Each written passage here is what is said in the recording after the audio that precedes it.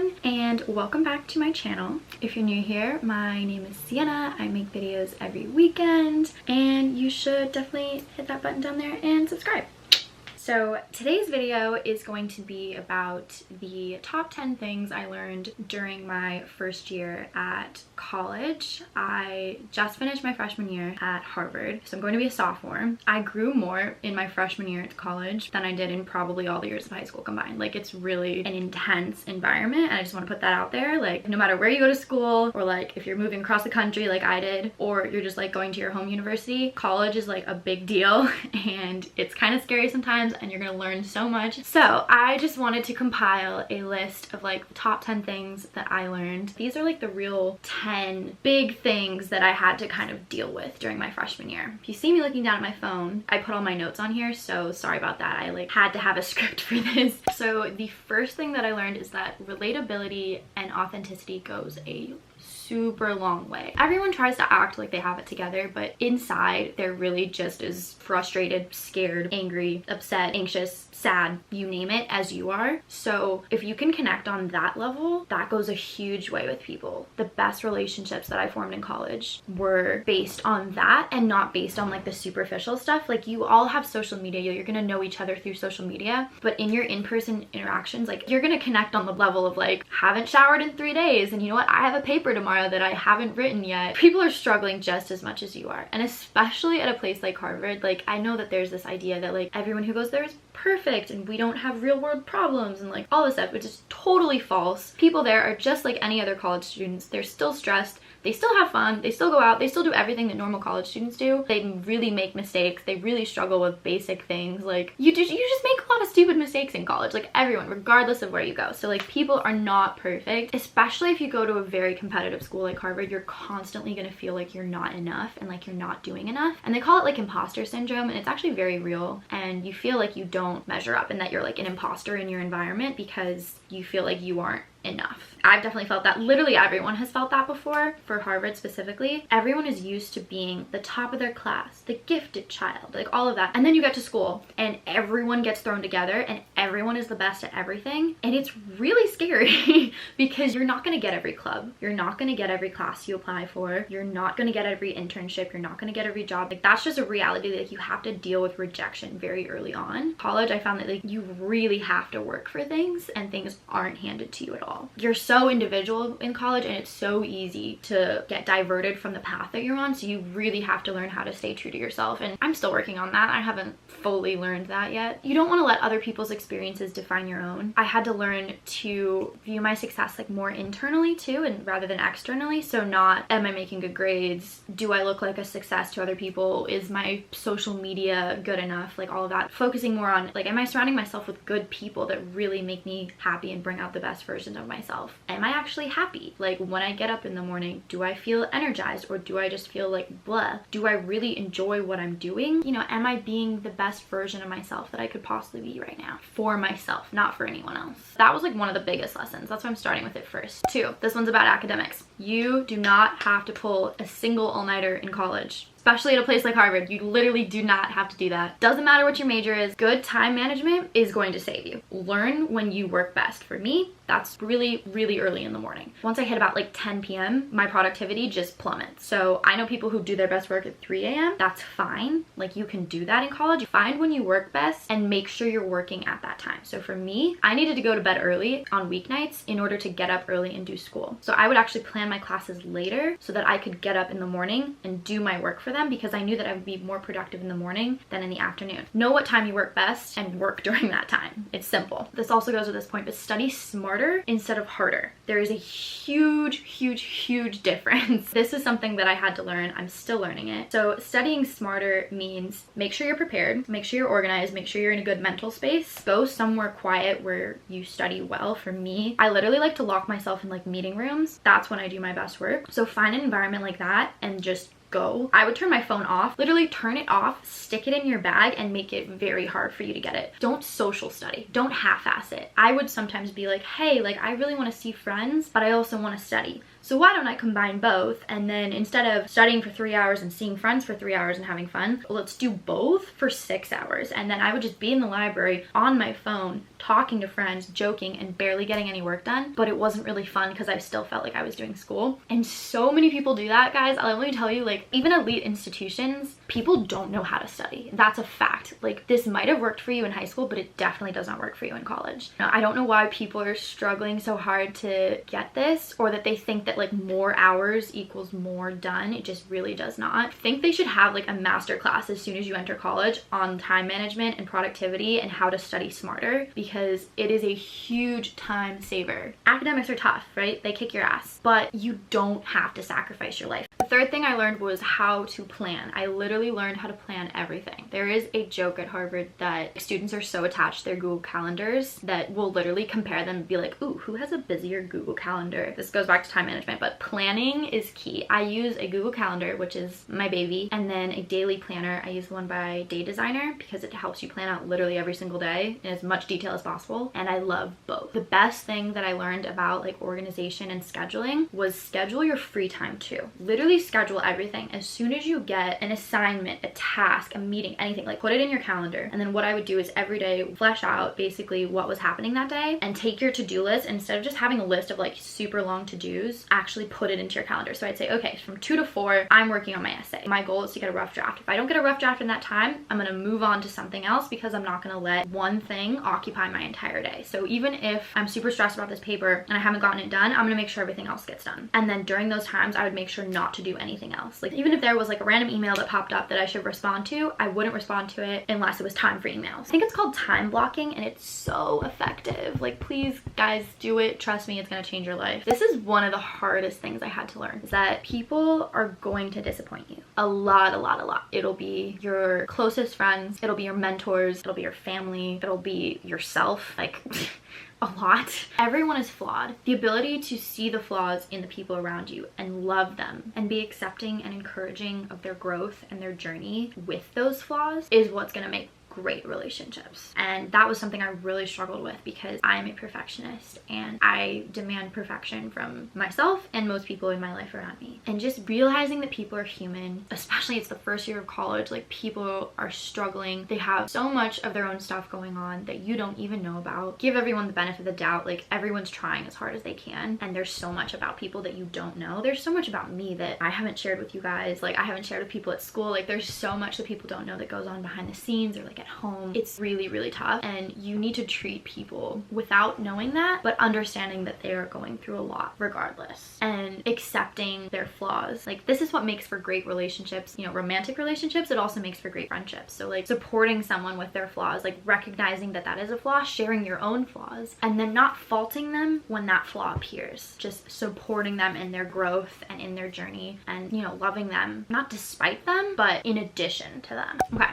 number 5, taking care of my health and the environment became a huge priority for me. And one of the biggest things that I learned was that I'm really passionate about that and I need to prioritize that in my life in order for me to be happy. I need to exercise every day, if not every other day, like as much for my fitness as for my mental health and just overall sanity. Also, eating healthy and really paying attention to what I was putting in my body was huge. I didn't gain the freshman 15, luckily, and I think a huge reason behind that is that I really paid attention to how my body felt when I ate certain things or when I was treating it a different way. I tried not to eat junk food. Like I really tried to prioritize eating green foods, having color on my plate. Like it's really hard to maintain a good diet in college. And like, of course I ate junk food. Of course I ate ice cream. Like most nights I might have eaten dessert. Like it's okay. Just there has to be a balance. When you eat healthy, you perform better, you sleep better, like your relationships are better, like all of it. Like it really is kind of an inside out thing. It's the same with all of those things too. These things all work with each other, you know? So when you work out, your mental health is good. When your mental health is good, you are better with your relationships. When you're better with your relationships, you're happier. When you're happier, you do better at things.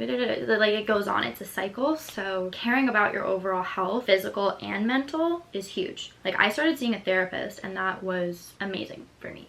You know, there's a lot of stigma around that, especially at Harvard, which there shouldn't be. We get a D- in mental health. I'm gonna be real with you guys. Like people really struggle there. I struggled there a lot. And having a really good person to talk to, whether it be a psychologist, a psychiatrist, a therapist. Really prioritizing your mental health in college is a huge thing, and I learned that it's something that I need to do, otherwise all other areas of my life will suffer. I want to eliminate the stigma around it. I don't think there's anything wrong with going to see a therapist. I don't think you have to have something wrong with you per se to go see a therapist. I think it's nice to just go talk to someone and to get things out, because a lot of times I would burden my friends with them. I'm like an oversharer, but you have to be respectful that so many people are going through all of their own stuff and they may not have the time or like mental capacity to actually deal with everything that you're going through. So it's really nice to just kind of unload that on someone whose job it is to listen to you. So mental health, key. And then also, like, along with prioritizing my health, this video is in partnership with Care Of. So if you don't know what Care Of is, it is a vitamin subscription service. So it gets mailed to your door every month, and then you take an online personalized quiz. So it like personalizes your vitamins and supplements just for you based on your goals. Like if you want to improve your diet, if you want to improve your sleep, help with like better skin, hair, and nails, like all of that, like they will recommend vitamins for you that will actually help with them. And they don't recommend anything beyond what you need. You can choose to add more. For me, it was only about like 4 vitamins. So I started taking B12, zinc, iron, veggie omega-3s because I can't take fish oils. And then I also started taking vitamin D because most Americans are actually vitamin D deficient, I found out. And I'm from California and used to a lot of sun, and I even had to take vitamin D when I was in California because I wasn't getting enough. And especially in Boston, it was really important for me to take some. That was personally what the quiz recommended for me, and it's been helping me a lot. I actually really like them. It's super convenient to take in the morning. It's just a little packet like this. It's super cute. It has your name on it, and it comes with like a daily challenge or note or quote of the day, so it's like really great to just start your morning with that. Their packaging is compostable, so it is very, very eco-friendly, and as someone who really cares about the environment, this was a huge thing for me. So their packs are plant-based, compostable. They're plant-based film, wood pulp, fermented blend of corns, cassava root, and sugar cane. So they made them compostable and like very eco-friendly, but they're also fresh and like keep your vitamins fresh, and then, you know, can feel good about saving the planet while you take them in the morning. To finish this point about health and wellness, I have a little promo code for you guys. So if you want 25% off your first Care Of order, go to takecareof.com and enter the promo code Sienna25. So I really recommend them. They've worked closely with me before, and I'm really excited to be putting out this video with them. Okay, my camera died and then it just kind of malfunctioned and freaked out, and I had to sort that all out. So the setup and the lighting and the positioning is a little different. I am so sorry. Number 6. I used to be terrified, and I mean terrified, of making phone calls. Literally, my mom would call up like Costco or like a grocery store or something and be like, oh, can you call them and see if they have this? And then would hand me the phone while she was driving, and I'd literally scream and throw it back at her. Like, I was so scared of talking to people on the phone. I don't know why, because I could do it in person. Also, whenever I would have like a business call or an interview in high school, I would have to be in a quiet room with my notes all in front of me, and I would have to be in the room like 10 minutes before the call, and we'll have rehearsed everything, and everyone had to be quiet, and like I was so scared for that. And then in college, like everything became less of a big deal, I think, which was really good for me. And I had to make all of my own doctor's appointments, therapist appointments, chiropractor appointments, dentist appointments, like talk to administration, pay bills. All of that becomes your own priority, and you really learn how to be self-sufficient. And so I got over that anxiety about talking on the phone very quickly, which was really good for me. And so whereas I used to have like the perfect setup in my room at home in high school, I can literally be like walking to class while eating breakfast, while texting a friend, while putting something in my Google Calendar, and be on like a business call or interview. You kind of just learn how to multitask, and things don't become as big of a deal anymore. Like, you definitely care about them, but I really learned that you can easily fit that stuff into your life and not let it consume you with anxiety, which is what it used to do to me before. Number 7, I learned that I needed to have something to do outside of campus that was just for me. And I think this is really important universally, but I think especially at Harvard, because they call it the Harvard bubble, and all of your classes and your clubs and your friends and your social life is like all in this bubble in Harvard Square in Cambridge, and you don't really venture outside of it. So not many people go into Boston, and not many people do things that are outside of Harvard, whether that be like traveling or even just doing a job that's like not related to Harvard at all. And for me, I really loved being involved in so many things on campus, and that was a really really big priority for me. But I also really liked having things that weren't really affiliated with Harvard. I started doing YouTube. That was a huge thing. Like in December, I just kind of picked up and did that. And I mean, one, here we are now, which is great, but also like I have something that's just mine that's not, I mean, it is, I guess, related to Harvard because I talk about my life and I'm talking about it now, but it's not through the school. If I went somewhere else, I would still have YouTube. And I started working for Bumble, and that was amazing. And just doing things that kind of give you a little bit of perspective and like, I hate to say the real world, but kind of like put you a little bit more in the real world and like interact with other people outside. And I don't think a lot of people prioritize this, and it's kind of like, you know, like while you're in college, you really want to focus on like what you're doing in college, but I think it's really important to have things that are just yours. You know, it's almost like no one can really take it away from you. Also, for your on-campus activities, make sure to do at least one, if not two things that are just entirely purely for fun. Even if you're worried about your career and networking and all of that stuff, like that is gonna come later, and like you can do clubs that are gonna help with that. You should actually like them. Like, please make sure you actually enjoy doing them before you sign up for things. Don't do it just because it looks good on your resume. Have things that you just purely do for fun. Make sure you do those. And I really learned that those quickly became the things that really balanced my time in college, because it didn't feel like I was constantly stressed and constantly working for things that I wasn't excited about. So I joined Expressions, which is the hip hop dance company, and had so much fun with that. And then also modeled and did runway in the Identities fashion show, which is like our on-campus fashion show. So two purely for fun, very out of the box. Never did them in high school, probably never would have tried them in high school. And it was really important for me to put myself in like those more uncomfortable situations to really grow. Making sure to have those things that were just separate, that, you know, no one can take away from you, that are just yours, but also that you do just purely for fun and because you really love them. Like, those are the things that I'm going to prioritize almost more than anything going forward, and I know that for me. Okay,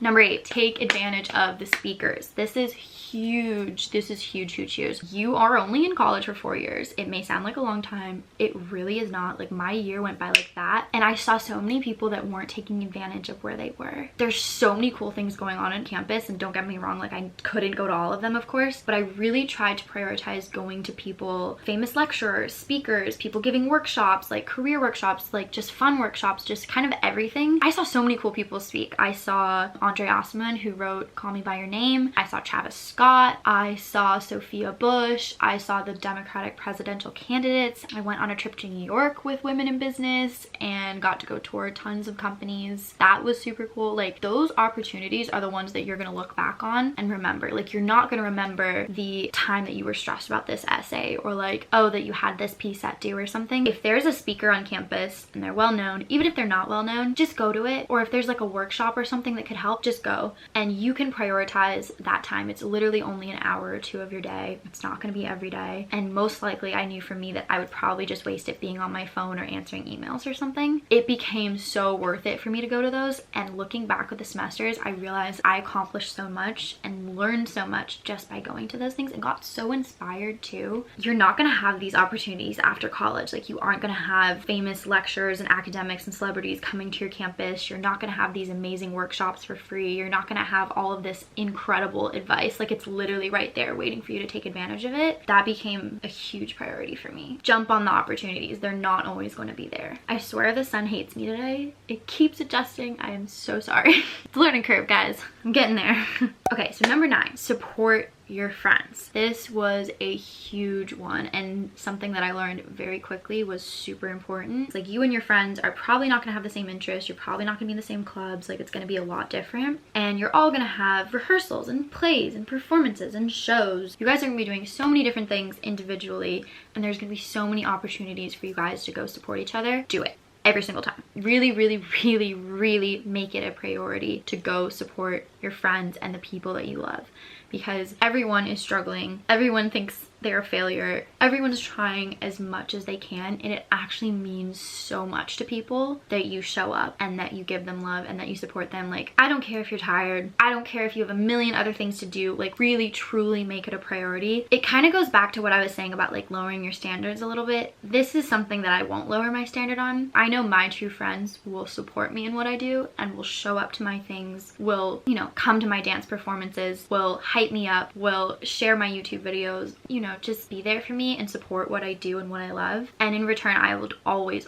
do the same for them. When you look back on it, the money's not gonna matter, the time isn't gonna matter. What's gonna matter is that you showed up for your friend and you were there and you gave your support. And trust me, it goes such a long way. When you have friends, like, go hype them up, be there for them, like just do it. Okay, number 10, I realized how important it was for me to get off campus. I would try to go into Boston at least once a week, if not twice. I know not many people do this, but it's a short T ride away. It's public transportation. You don't have to Uber anywhere. I take the T all the time. And just go exploring, be a tourist in your own city, go do something fun. It was so important for me too to spend time with like non-Harvard people, and again, here's the real world, but like interact with the real world a little bit more. It recharged me a lot and gave me a lot of perspective, and I always felt re-energized every single time. Even if it's just going into your city more often, do it. Just seriously, just do it. Just get off campus, spend some time by yourself, study in the city one day, study at a new coffee shop, even if it's just changing up your usual pace. It's so easy to fall into a rut in college, and I think I easily did that. And once your daily routine isn't exciting anymore, it's hard to be happy and passionate about what you're doing. So the littlest tiny ways that you can make yourself happy and spark joy in your life, now I'm sounding like Marie Kondo, but literally going to a workout class in the city or exploring a new running route. Actually, fake, I don't run, but this worked for my friends. Being outside is very important, being in nature. Just get out of your dorm, go experience something new, get lost a little bit, just take some really quality time by yourself. All right, that is it for this video. Thank you guys for watching until the end. If you did, that was a lot I just threw at you. I spent so much time thinking about these and writing things down and just reflecting, and I think it really encompasses my year and kind of everything that I've learned. Like, I've changed so much this past year. It's actually kind of crazy. I'm so grateful to be where I am, and I'm learning so much, and it's actually been amazing. Like, I really value my education. I value college as a whole, not just the academic part, but the whole entire experience. I think is so incredibly important. You know, this isn't going to be everyone's experience. This is just mine, but I just wanted to share with you guys because this has been one of the most transformative years of my life, and it's kind of coincidental that I just started a YouTube channel like halfway through it. So you guys are getting to experience that, and hopefully someday I'm going to be able to look back at this and be like, wow, like this is when I was going through a really tough time. This is how I got through it. This is what I learned. This is how I'm growing. And I can't wait to look back on it when I graduate too and just kind of realize how far I came. I'm so excited for the future. I'm so excited to go back to school. I'm ready to tackle this sophomore year. Like, here we go, baby. Thank you guys so much for listening. I love you all. I'm rooting for you. Kisses, and I'll see you in my next video.